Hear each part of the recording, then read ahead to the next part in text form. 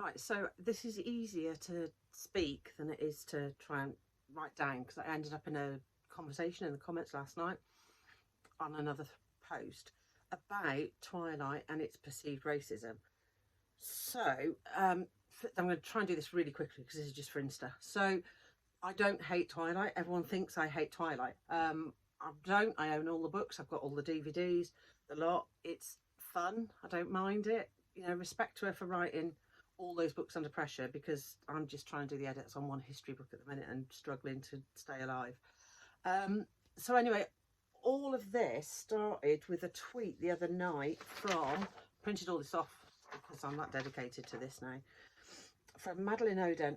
I just learned that Stephanie Meyer said that vampire venom purified melanin out of the skin, and that's why all her vampires were white. And obviously Twitter was in uproar, and you know, about purity and white and all the rest of it.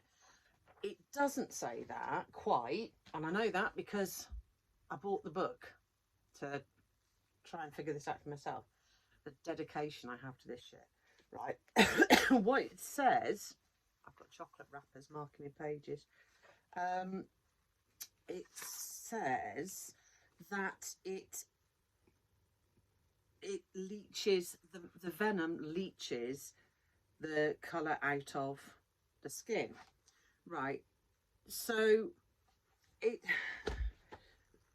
I have issues with this. Am I the only? I can't be the only person. Well, I'm clearly not the only person that has issues with this, right? So apparently the vampire venom leaches the colour out of the skin. I've printed it off here. The vampire skin is a product of vampire venom's transformation process. The venom leaches all pigment from the skin. It's a really bad print. I can't read all the words. As it transforms the human skin into the more indestructible vampire form. Regardless of original ethnicity, a vampire's skin will be exceptionally pale. The hue varies slightly, with darker skinned humans having a barely discernible olive tone to their vampire skin, but the light shade remains the same. So she didn't say purity, but she said leeches, but the same effect. It goes on, all forms of skin pigmentation, freckles, moles, birthmarks, age marks, scars and tattoos disappear during the transformation. Firstly, I got issues with this, right? So Stephanie Meyer's interpretation of beauty is clearly white, nothing, you know, no tattoos, no skin treatments, no nothing, just pale skin, not necessarily Caucasian white, pale skin. She does also go on about how the hardening of the cells gives perfect solid planes to the skin, and basically she's going the full Adonis type shape. So Stephanie Meyer's ideal human is a fit looking Caucasian. It doesn't make sense, right? Because if it leaches everything out, then firstly, how do they still have colours in their eyes? It goes on to talk about the colours in their eyes, depending on whether they feed or not. Secondly, if it leaches everything out of the skin, why doesn't it leach out the hair as well? I know hair's dead, but presumably if it's taken everything out, why don't all Stephanie Meyer's vampires look like they have albinism, is what I'm asking. She also contradicts herself anyway, because in Breaking Dawn there is the Amazonian vampires, and they are described as being dark skinned and whatever. I also found a transcript of an interview with Catherine Hardwicke, the producer of the first Twilight movie, in which she discusses how she had to argue with Stephanie Meyer about changing the ethnicity of some of the characters, because Stephanie Meyer was so determined to keep them all white. This isn't to say that Stephanie Meyer is intentionally racist. I don't think she's been intentionally racist at all, but this is how this stuff becomes part of people's culture, and it needs to stop. So she openly said she wrote what she knew, which a lot of us do, and what she knew was clearly white people. So, you know, and she'd said to Catherine Hardwicke that they were all in her head, people she knew, friends and relatives and whatever.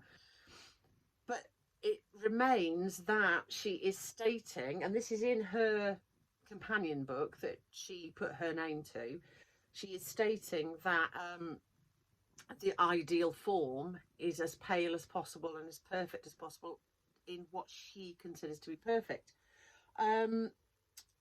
So I got really into this really late last night, and midnight last night I was subscribing to the New York Times. So the things I do for this, honestly, because somebody on Twitter had said it was to do with Mormonism. So it is. It's not the founder. He was actually quite equal with everybody, and there were black people in fairly high things, positions in the church. But his successor, Brigham Young, decided that black people were cursed with dark skin as, and I quote, punishment for Cain's murder of his brother. Any man having one drop of the seed of Cain on him cannot hold the priesthood, he declared. And other Mormon leaders convinced themselves that the pre-existent spirits of black people had sinned in heaven by supporting Lucifer in his rebellion against God. So, and that's from the NYT. I printed that off last night. So, yeah, so it is there. I mean, Twilight, I don't think Twilight was ever meant to be racist, but it clearly is. And this is another reason why I do love it. I love it. I watch the movies all the time because they're so easy to watch and they're good, sparkly fun. But I like them despite their faults, not because of them. And I have massive issues with a lot of other stuff with it. People need to be really careful with what they write. And I say that as a writer, and I fuck up all the time. And I know everyone gets it wrong. But, watch what you're doing. Racism isn't cool. So, yeah, that's it. That was just a quicker way than trying to continue conversations in the comments.